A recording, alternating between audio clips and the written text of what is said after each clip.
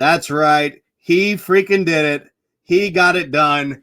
And Austin Dillon cashed on 50-1, back-to-back Richmond winner, and this time the right way. Howdy, everyone. Wyatt Watson with frontstretch.com.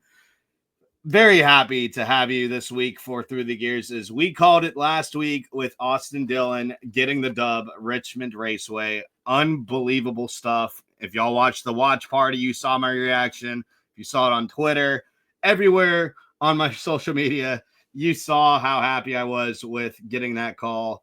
And I hope y'all rode along and got the call with me as well. And we're riding a lot of energy and a lot of positive momentum going into Daytona.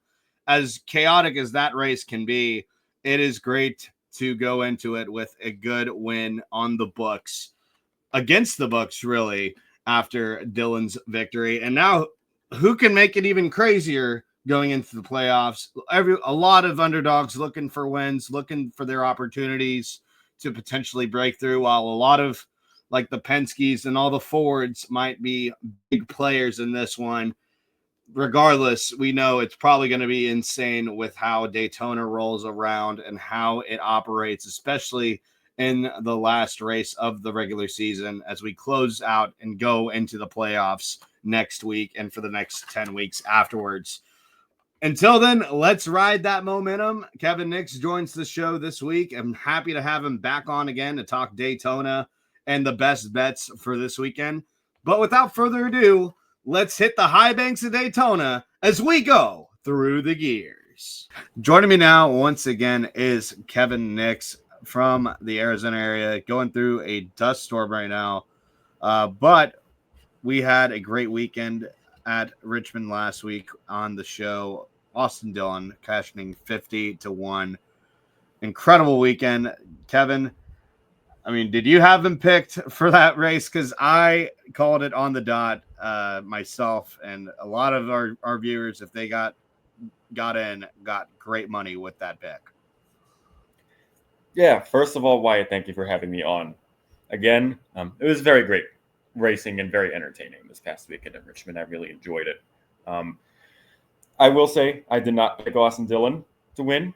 I should have picked Austin Dillon to win, and especially at 50-1, which, knowing what I know now, probably should have been about half that, but it was not. It was at 50-1, and the reason why I say that is because he spoke the front stretch before the race, and he said that he felt confident that he could repeat at Richmond this year after he won it last year. I mean, people forget last year he had the best car, and he would have won by over 3 seconds had the final caution and ensuing overtime shenanigans not happened. So he had the best car at the track 2 years in a row. And like I said, I did not pick Austin Dillon, but probably should have picked him at the value he's at. Yeah, I mean, he was.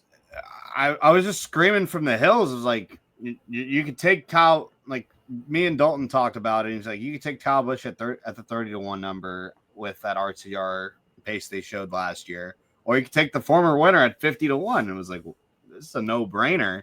Normally, the books really respect the former winner a little bit more, but granted, Austin Dillon's season has been very lackluster. So going into this weekend, you really didn't have any momentum, you thought. But this is Richmond. I hate to say it, but A, Richmond, holy cow, what a race. You could actually pass at that short track versus a lot of others. And B, it's just Austin Dillon showed it again.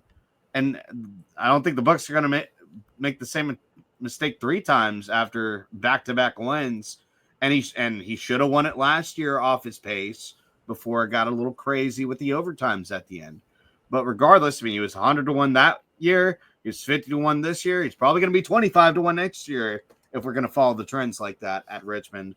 But we're not here to talk about Richmond. We're here to talk about Daytona and looking forward into this weekend and make some more money on the regular season finale.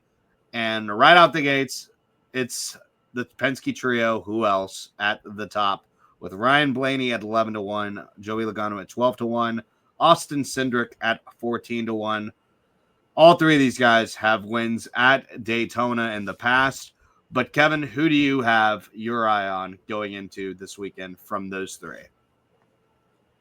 From those three, I am going to pick the one with the worst odds, actually. I'm going to pick Austin Cindric at 14-1. In my personal opinion, I think he's valued a little too much toward the underdog side of things. I know 14-1 is still really solid odds, but he could easily be 12-1 or 11-1 like his teammates are. Just because Cindric has won the Daytona 500 before. He won at Talladega earlier this year, and he's gotten praise from many drivers, including Denny Hamlin, just about how he races in super speedways. He's very surgical, I think would be a good word. He knows where to place his car. He knows how to attack. I know we'll get into this later, I imagine, but Daytona is such a crapshoot, but he still manages to put himself in the right position consistently, and that still takes a fair amount of skill. And I would not sleep on Austin Cindric. I think the book is sleeping on him a little bit. Like I said, I could easily see him at 12-1 or 11-1, so I think 14-1 is solid value. Yeah, I mean, Atlanta last time, I think he had the same value as the top two as well. A little closer. They were like 10, 11, 12, I think.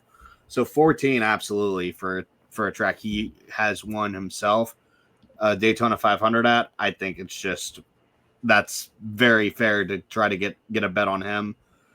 The guy right next to him and actually splitting the Penske guys, I have a close eye on. And I really have two eyes on is guys wanting or needing rather a win to get in the playoffs, and that's Brad Keselowski and Kyle Busch, sitting at 13 and 15-1 respectively. Brad, I mean, he's been so close. It seems like in this next gen era, he has a dual win.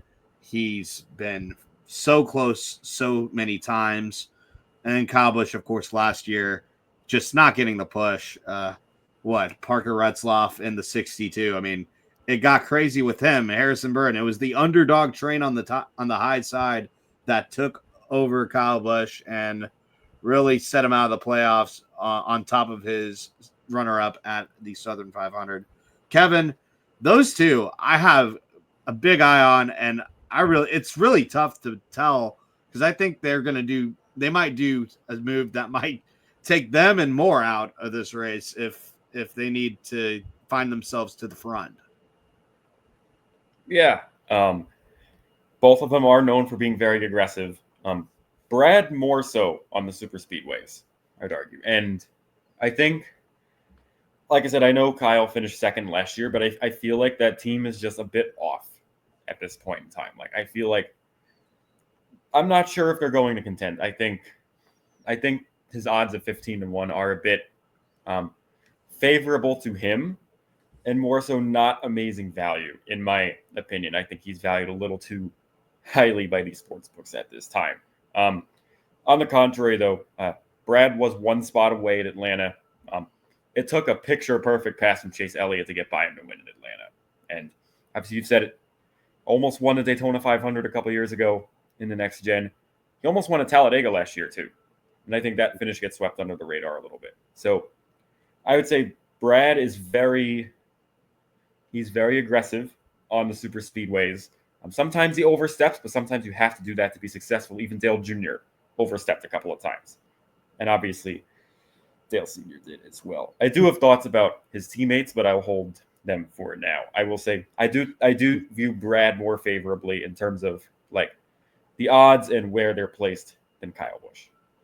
Yeah, absolutely. It's just Brad has shown to race on up front at these super speedways a little more. I mean, yeah, to defend Kyle Busch, his 3-wide photo finish with Daniel Suarez at Atlanta as well comes to mind. But really, I think the luck factor with that 18 has to be brought into question because I mean he almost won what was it 2023 Daytona 500 before Daniel Suarez happened, and then he was leading at the line before overtime happened. And he's been in positions to win. It just does not. It did work out one time at Talladega. That too. I mean, I'm looking at his diecast across from my screen actually. So he has won at a super speedway under caution. Also, kind of takes away from that draw. I think everyone tends to forget that spring Talladega win in 2023 before he won his final race, of course, in Gateway. So it's tough so Brad doesn't have the next gen win, but Kyle Busch kind of does, but it's kind of nobody remembers. So we'll see. I think it's very close between those two. Obviously, the books think so as well. The next thing I'm looking at after that are the Hendrick guys. You have William Byron, the Daytona back-to-back Daytona 500 winner, just seems to find his way in the right area at the right time at 17-1. That's luck factor right there in some eyes. Kyle Larson at 20-1. Also, again, no luck at all. Plus, I think those Indy double demons are still with them as well. Chase Elliott, obviously the last winner on a restrictor plate. And then, of course, Alex Bowman, who's very sneaky. I think the books are giving him more props at 22-1 versus what I've seen him at 25 and 30-1 before. Kevin, who do you have your eye on from the Hendrick stable? I'm going to go with Elliott again. And yeah, I think, like I said, obviously, I think I'm going to add Bowman to that as well, kind of together, because I thought they worked so well together at Atlanta. And especially, like, I'll talk about the luck factor in a bit, but to me, Elliott and Bowman just work so well together. They seem to have more cohesion together than they do with the other Hendrick cars. And I think that's true for both of them in both situations, that they know how to work together well. When Buescher won at Daytona in 2023, Elliott was right there. And so was Bowman too, if I'm not mistaken. So they were both right there 2 years ago. I know for a fact Elliott was. Correct me if I'm wrong. If Bowman was not. But obviously, like I said, Atlanta, they were so good. They broke up the Roush duo, and they were able to get by Brad for the win there as well. I like their chemistry that they have on the super speedways. I'll tell you who not to pick, and that's Kyle Larson. He's got, like I said, the Indy Demons are still following him, and his luck on super speedways has always been terrible, and I don't foresee that to change here. Yeah, Alex Bowman, fun fact, I picked him as one of my picks for Daytona. He was 35-1. That's how much the books have walked back on Alex Bowman. And really, I think just the next gen car in general being kind of the question mark that it is, and what we know about it all season over the last 3 years, they're starting to realize that Daytona is kind of the most roulette style track that we have in terms of seeing who's going to win this race. So Alex Bowman at the 22-1 number makes sense. I wouldn't say necessarily on my card though, because you have other guys that are either with them that I think I have more confidence in, or farther down the list that you can get more value for. But I'll start with the other RFK drivers, the two of Chris Buescher and Ryan Preece, both at 20-1, 25-1, respectively. And you have a lot of guys lingering around the 20-25 number, but those two specifically fighting for that final transfer spot. Now not on the bubble, in fact, in a must-win situation. Buescher winning in one of these races in 2023.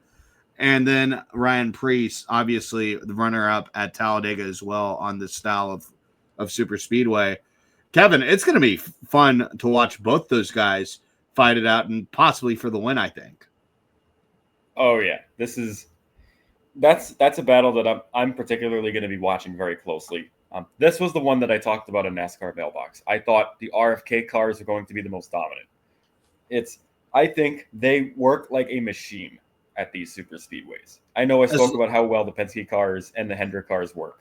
But as long as Ryan Preece stays on the damn ground, for the love of God. As long as he stays on the ground, and that goes back to luck, honestly. In the last 2 years, Chris Buescher has flipped 0 times at super speedways, and Ryan Preece has vaulted like an airplane twice. So I think that is something to keep in mind as well. But provided all of the wheels stay on the ground this weekend, all of RFK, to me, they're going to be the best team. They work, like I said, they work like a machine at this place. Obviously 2 years ago, Brad pushed his teammate to the win. And I could easily see that happening again. I could see all 3 of them just controlling the race, which not many teams can control the race at super speedways anymore, but I think RFK is a team that can still do that. And I would give the slight edge to Buescher purely because of luck. Buescher's had good luck in super speedways, and as we have seen, Ryan Preece has not had that luck. Not even a little bit. You know who hasn't had luck either, I think, not since at least you mentioned the Keselowski almost winning Talladega. That was Tyler Reddick who won that race. But Toyota itself, I know Bell has the Atlanta win and that 3 wide under caution finish, quotation marks under the under caution, of course, but still won it, of course. But nobody really talks about the Toyota drivers. And you have Denny Hamlin at 22-1. You have Bell at the 20-1. He's the highest Toyota on the board. I look more at the 2311 cars because you have Bubba Wallace, 25-1, has always raced great on super speedways. His teammate, Tyler Reddick, who's not safe from elimination, who could control his destiny with a win, sitting at 28-1. Again, winner at Talladega again. And I believe he's got a dual win under his belt as well at Daytona. So does Bubba Wallace, of course. All the way, and their teammate Riley Herbst. I mean, sorry, buddy, 100-1, but we're not. I say that, but then again, Harrison Burton happened last year. We shouldn't discount any, and even the Legacy Motor Club guys as well, although they don't have Jimmy Johnson as an extra guy out there. I mean, Toyota on the other hand, they are being very undervalued, I think. And I get it's the manufacturer games with them, but you could, if their strategy ends up working and they find themselves the right place at the right time, watch out. I mean, Hamlin almost won this Daytona 500 last year if things didn't get stupid at the end. The thing about the Toyotas to me is that for some reason, last few years, they just have not clicked on super speedways. I know, like, for example, I know that Denny was half a lap winning the 500 and Bell won at Atlanta and Reddick won at Talladega. So obviously they have won. But to me, like, of the three manufacturers, they're by far the worst at sticking together and having a long-term strategy. The one time they did try that, Eric Jones got a back injury last year. So there's my issue with the Toyotas, and I actually think they're pretty properly valued, is because they just don't work together the way the other manufacturers do. Like, sure, sometimes they'll draft together and whatnot, but like I said, the Fords, they stick together like it's nothing. Same with the Chevrolets. Even in Atlanta, where the field was half the size of what it should be. Like, the Toyotas did not stick together even then. So I think it's a matter of just they need to work better together. And the way the next gen races on this track, you need to work together. Like, you just have to. Like, you can't just go at it alone like you could before. Yeah, and honestly, having the teammates or the manufacturer support like Chevrolet and Ford do. I mean, Ford has the pace, Chevrolet has the manning. Toyota is kind of left without either, I think. It's just a matter of, again, once they're done doing whatever. I don't see, I'm about to say the fuel saving deal, I don't think they do as badly because we're doing a 400-mile race at this track. And I think that might be Mike Neff's going to hate me for saying this, but I think that's a good contributor that we're not seeing fuel mileage at, like, for most of the race like we do with the Daytona 500 or any of the Talladega races that are 500 miles. So we get better racing product overall at this track. So it tends to open up to more randomness and crazy stuff going on. I mean, again, Ryan Blaney with a big hit. I believe was it last year or so? I forget which year it was, but when Ty Gibbs got into him. I think that was 2 years ago. Yeah, it was 2 years ago. That's right. So it was. I mean, anything can happen at any turn at this track. It is very treacherous still. It's very narrow. 3 wide here is still treacherous, even in these next gen cars that are very, very easy to control. I won't bore on all the underdogs. I mean, we still others to mention, like Ricky Stenhouse at 25-1, Michael McDowell, Daytona 500 winner at 40-1, Chase Briscoe, Daytona 500 pole sitter this year at 30-1, Ross Chastain almost won the Daytona 500 at 33-1, and so on. You could just go on and on. Barry at 40-1, Penske affiliate there. I think that's value at that position. But you can go on and on down the list. honestly, you can pick any of the underdogs. It feels like all the way down to maybe an SVG and Riley Herbst. I wouldn't consider Cody Ware in that conversation. Quite like my gut, I wouldn't do that. He could. He's again got a top 5, but I wouldn't go that far. But I'm just gonna roll into it because we've talked about the smart picks. I'll throw it to you here, Kevin. Who's the 3 realistic shots that you have, and who's kind of a underdog that you have your eye on specifically for this race that can possibly pull what Harrison Burton did last year? Okay, so I have a lot to say to this. First, I will say, if your engine cranks, you can win this race. So I think, I literally think you could pick any driver with these odds, and you can have a pretty even shot to win. That is how much of a crapshoot and how much luck goes into it. So you could pick Cody Ware at 2,000 to 1, I think it is. You could pick him, and he could have just, I don't want to say just as equal a chance, but he certainly has a non-zero chance of winning this race. Someone like Cody Ware. He's not my pick, but I'm just saying. You could pick someone like him, and there is a scenario out there in the universe that Cody Ware could win this race. It's not going to be this one, but it is out there. My first pick is actually going to be Chris Buescher. I think in order, it's going to be Chris Buescher, Austin Cindric, and Chase Elliott. I think those are going to be my first 3 in terms of like their super speedway skill, putting themselves in the right position. I know there's a ton of luck involved, but you need to be in the right position a lot of times to get lucky. And I think that all 3 of those drivers are consistently very good at that without overstepping.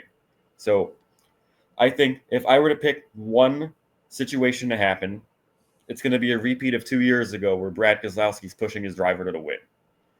And I think Buescher, I'm going to go even farther here. Buescher's going to win. Bowman's going to get knocked out. That's what I think is going to happen. I think Bowman's going to be out. I think Reddick will be the last spot on points. The one underdog that I have to win, it's not Cody Ware. It's not going to be Cody Ware. I'm so shaken by this news. Yes. I would actually go Michael McDowell in the 71. I think Okay. McDowell, like I said, he's also won the Daytona 500. Obviously, everything that happened in last year's race, we forget that McDowell was literally leading the race before he got flipped upside down. So I think that is something to keep in mind. He's a really, really good super speedway racer. And we know that his teammates are also really solid on the super speedways. Obviously, Justin Haley's super speedway record speaks for itself in all series. And yes, Hocevar is a loose cannon, but I feel like he's actually fairly cautious of the super speedways more times than not. But I digress. I think McDowell is really, really good value for where he's at. So he would be my actual underdog pick to upset the playoff picture. But I feel like it's going to be Buescher. I feel like the 17 is going to win. That is my prediction. Yeah, no, I'm right there. I had Buescher actually on my card, but you know what? I had to take one of the Penske guys just out of caution. And I think Austin Cindric at 14-1 is just a number you're not going to see for the rest of the week because those Penske guys are going to be in the top 10 starting, and their value is going to go up a little bit, like to the 9, maybe 8.5 to 1 for one of them. Maybe the 10 and 11 to 1 number will stick for the rest. But Austin Cindric at 14-1, you won't see for the rest of the week. He opened at 12-1, so DraftKings is your best bet there. And 2 units on that. I think it's very fair to put 2 units. That's $10 per unit for me personally. So if you put that's $20 on Cindric, absolutely at a style of track like this. I'm gonna go one of the RFK guys, Chris Buescher's teammate, who also needs a win to get. They all need a win to get in. Fair enough.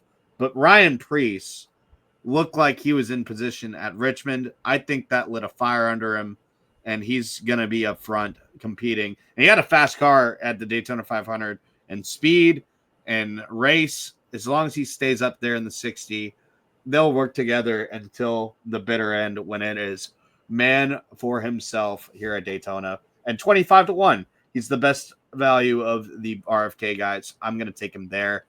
Tyler Reddick, 28-1. That baffles me as a dual winner. He opened at 18-1. He's 28-1 on DraftKings. He won at Talladega. so he knows how to win on these super speedways, and he's not safe himself and will have to take risk as well. Tyler Reddick, 28-1, finished second in Daytona the Daytona 500 rather this year. So if Byron got wrecked, look who's the Daytona 500 champion. It's Tyler Reddick. So he knows how to survive as well. So Tyler Reddick, 28-1. I'd also put 2 units on. I think it's very fair to do that for his skill. Those are 3 legitimate guys that can win this race. Now, here's where the fun begins. You can take anyone. You could take Carson Hocevar. I honestly like the Michael McDowell pick. You could take Chase Briscoe at 30-1 and call him an underdog there as well. Barry, I had my eyes on as well. 40-1. Penske power under that hood.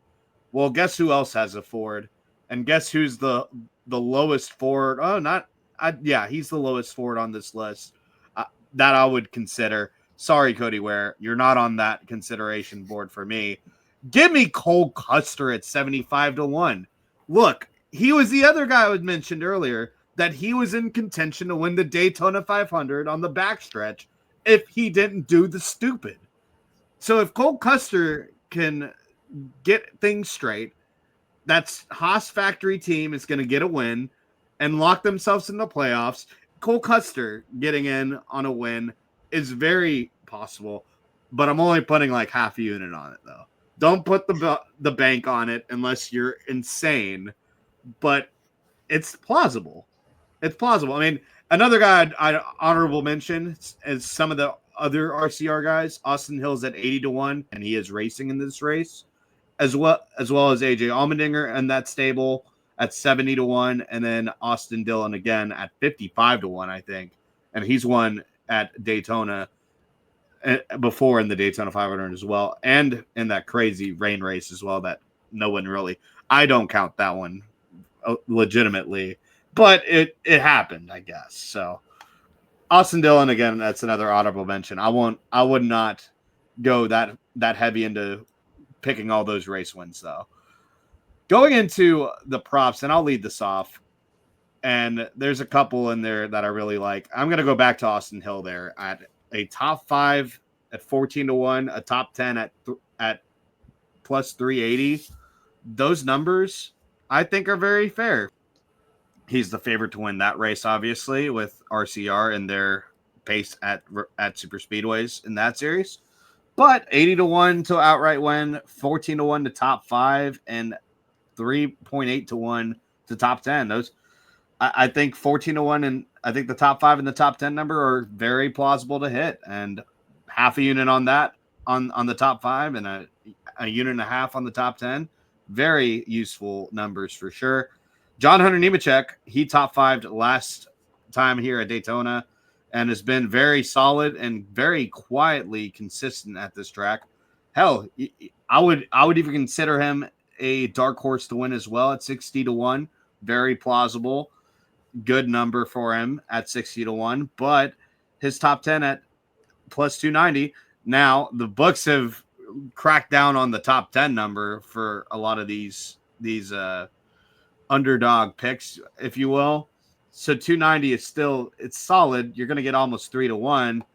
I would put maybe a unit and a half at max on that just for value sake. There's not a lot of value to make from that bet, but you can still manage it. And then finally, I mentioned AJ Allmendinger earlier. He's been good at Daytona. His top 5's also 12-1. I'd take that number any day of the week, I think, just because I think AJ can find his way to the front as well. Don't know if he'll win just because of support. His teammate is Ty Dillon, for God's sake.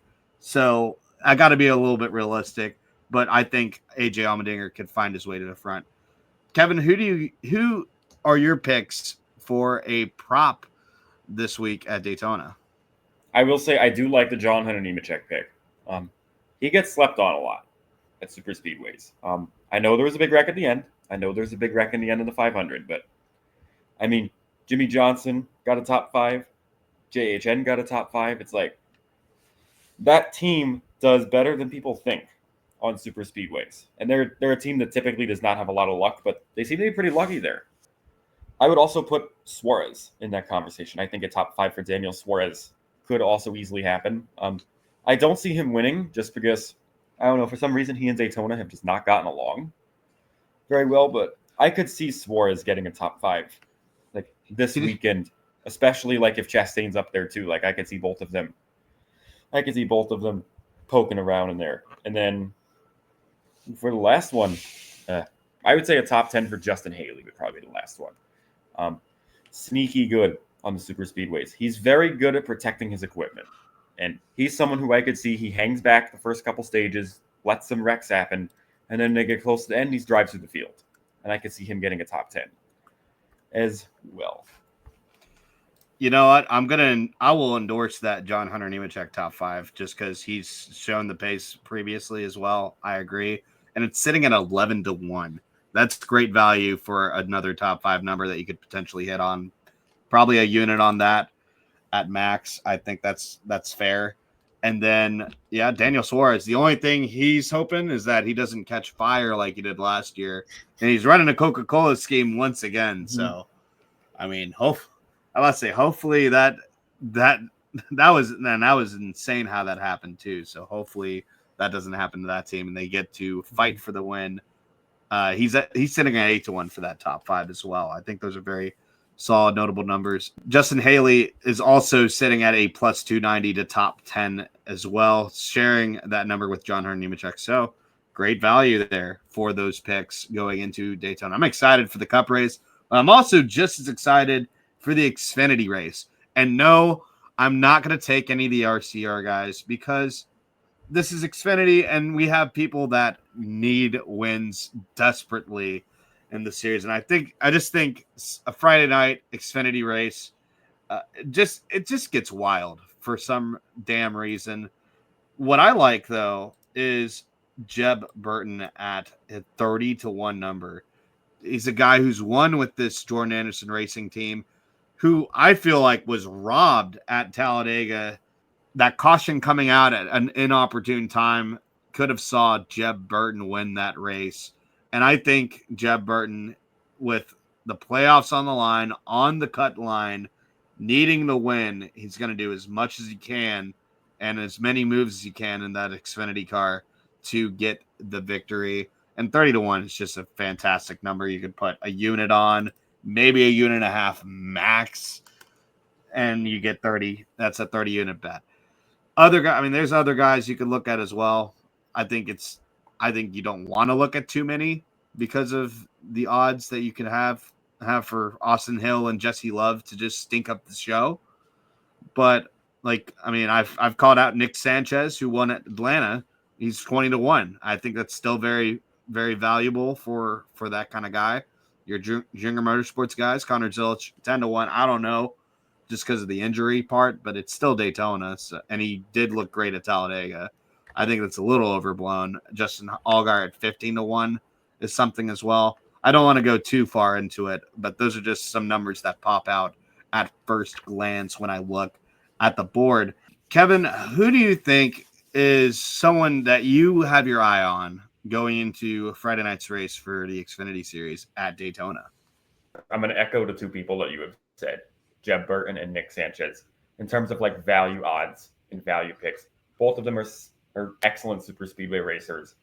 I was very impressed by Nick Sanchez's spin and win at Atlanta. That was something that in the heyday of the weekend kind of got lost in the shuffle a little bit. So that was really cool to see him basically rebound like he did. I'm also going to say Justin Haley is a really good option.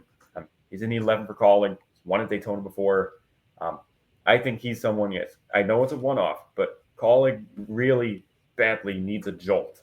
And I think he has the ability to do that. And I think he's going to fight really, really hard to make that happen.